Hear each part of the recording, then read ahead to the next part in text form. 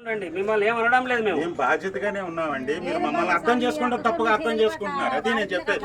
అర్థం చేసుకుంటలేము సరే మేము. లేదు ఇప్పుడు ఏమండి, ఇదైనా కూడా మనము మీరు చెప్పిన దాన్ని నేను ఎంక్వైరీ చేసుకున్న తర్వాత అది తప్పన్నప్పుడు సార్ ఇలా జరిగింది సార్ అని నేను ఉన్నతాధికారులకు నివేదిస్తానని చెప్తా ఉంటా కూడా మీరు అర్థం చేసుకోవాలి, బైపాస్ చేస్తా ఉన్నారు.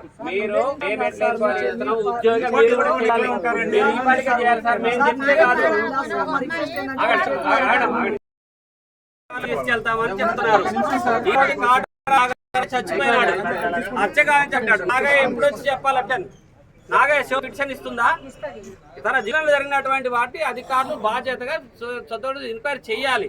మీరు ఇస్తే నేను చేస్తాను అనేది కాదు.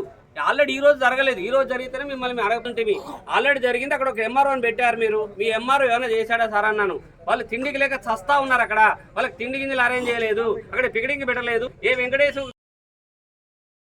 ఎట్లా దాడి చేస్తున్నారు, ఎట్లా కొడతారు, అలాంటి వాళ్ళకి అలాంటి ఘటన జరిగినప్పుడు ఒక చిన్న పికెటింగ్ పెట్టారు. అక్కడ పికెటింగ్ లేదు, వాళ్ళకి వీళ్ళందరూ పనులకు మానేసి ఉన్నారు. కూలి చేసుకుని బతికేటటువంటి వాళ్ళ దగ్గర పని చేసేటువంటి వాళ్ళే ఈరోజు కూలికి పోతే తిండి లేదు. ఇలాంటి బాధ్యత వాళ్ళకి ఒక్కలా, ఆమె భర్త, ఆమె తమ మరిది, ఆ పిల్లల కుటుంబం మొత్తం, వాళ్ళ బంధువులంతా పని లేకుండా తిండి ఉన్నారు. వాళ్ళకి తిండి అరేంజ్ చేసే బాధ్యత ఎవరిదండి? వాళ్ళకి కనీస అవసరాలు చేసిన బాధ్యత ఎవరిది? మనకి ఎంఆర్ఓది కాదా? ఎందుకు లేదు? ఇది అడిగితే ఎంఆర్ఓ గారు ఇచ్చారంటున్నారు. ఇస్తే నువ్వు వేరుగా చెప్పండి సార్, మీకు థ్యాంక్స్ చెప్తాము. మేమెందుకు అబద్ధం చెప్తాం? మిమ్మల్ని సెక్షన్ చూస్తున్నా కానీ ఆయనకు తెలియాలి కదా. వాళ్ళు ఎవరు చెక్ చేసుకోలేదండి.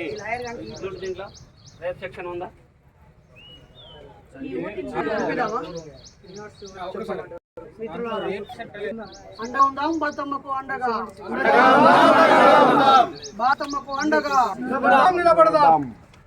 మిత్రులారా, పెద్దలారా, ప్రజా సంఘాల నాయకులారా, ఈరోజు మనంతా చెంచు భారతం జరిగిన అన్యాయం పైన అధికారుల వైఖరిని నిరసిస్తూ వీళ్ళకు మానసిక ధైర్యాన్ని ఇవ్వడానికి, అలాగే ఇక్కడ జరిగినటువంటి మానవ హక్కుల హనను కాపాడడం కోసం రావడం జరిగింది. ఈ క్రమంలో తహసీల్దారు పై అధికారి అందుబాటులో ఉండడం వల్ల కొల్లాపూర్ ప్రాంతంలో ఉన్నటువంటి నమస్కరించి తెలియజేయనిది ఏమనగా, కొల్లాపూర్ మండలంలోని ముళ్ళచింతలపల్లికి చెందిన కాట్రాజు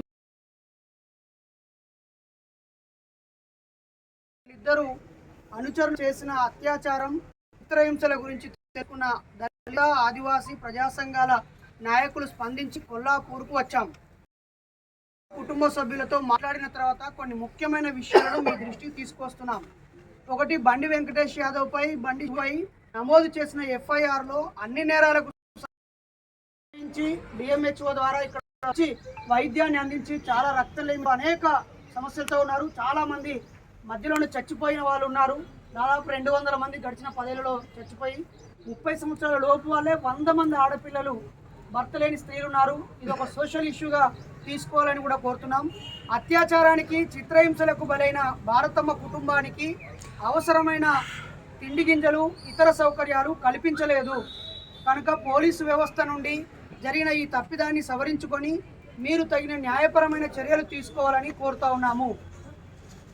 SC/ST యాక్ట్ ప్రకారంగా మాత్రమే తిరిగి చూడకుండా గిరిజన ప్రాంత ప్రజలు వీళ్ళు తరలించబడ్డ ప్రాంత ఒక చోటు నుంచి ఇంకో చోటుకు వచ్చి బతుకుతున్నారు. కాబట్టి కేవలం వాళ్ళకు మాత్రమే కాదు, ఈ సమస్యతో ముడిపడి ఉన్న అన్ని కుటుంబాలకు ఒక 6 నెలల గాసాన్ని ఏర్పాటు చేయాలని మేము ప్రజా సంఘాల నుంచి మిమ్మల్ని విన్నవించుకుంటున్నాం. బాధిత భారతమ్మకు పర్మనెంట్ ఉద్యోగాన్ని, ఈ ఊర్లో 10వ తరగతి చదివిన వాళ్ళు కనీసం 10 మంది కూడా లేరంట. అలాగే 5-6 చదువుల్లోనే పూర్తిగా చదువు ఆపేస్తున్నారంట. ఒకరిద్దరు హోంగార్డులు గాను, ఇంకొకరిద్దరు ఆయా ITDA ప్రాంతంలో తాత్కాలిక వర్కర్స్గానే ఉన్నారు. ఉద్యోగ భద్రతలు కాబట్టి భారతమ్మకి ప్రభుత్వ ఉద్యోగము కల్పించాలని డిమాండ్ చేస్తాం. ఆమె భర్త కూడా బాధితుడే.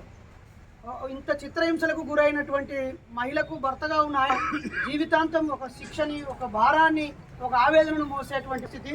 ఆయనకు కూడా SC/ST అట్రాసిటీ యాక్ట్ వర్తిస్తుంది కాబట్టి ఆయనకు కూడా ప్రభుత్వ ఉద్యోగం ఇవ్వాలని మేము ప్రజా సంఘాల నుంచి డిమాండ్ చేస్తూ ఉన్నాం. బాధిత భారతమ్మ కుటుంబానికి 50,000 రూపాయలు ఇచ్చారు అని తెలిసింది. అది ఇప్పుడున్న కాలంలో కనీసం ఇక్కడ నుంచి అంబులెన్స్లో నిమ్స్ హాస్పిటల్కు వెళ్ళి రావడానికే 10,000 ఖర్చు అయ్యే పరిస్థితి. చచ్చిపోయిన శవాన్ని తీసుకుపోవడానికే 20-30 వేలు అయ్యేటువంటి పరిస్థితి. 50,000 దేనికి సరిపోవు.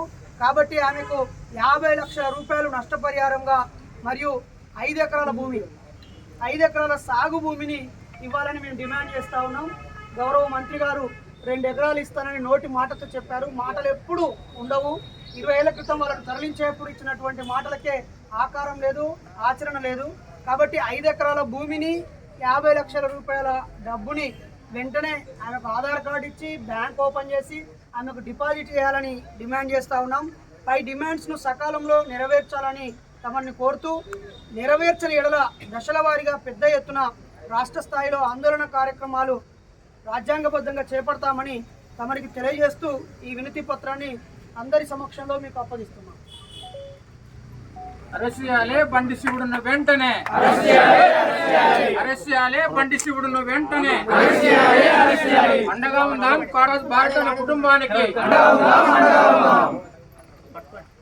సిగ్గు సిగ్గు ఆధునిక కాలంలో ఇలాంటి అఘాయిత్యాలు, సిగ్గు సిగ్గు ఆధునిక కాలంలో ఇలాంటి అఘాయిత్యాలు. అండగా ఉందాం చెంచు భారతమ్మకి. వర్ధిల్లాలి కుల నిర్మూలన పోరాటాలు, వర్ధిల్లాలి ఆత్మగౌరవ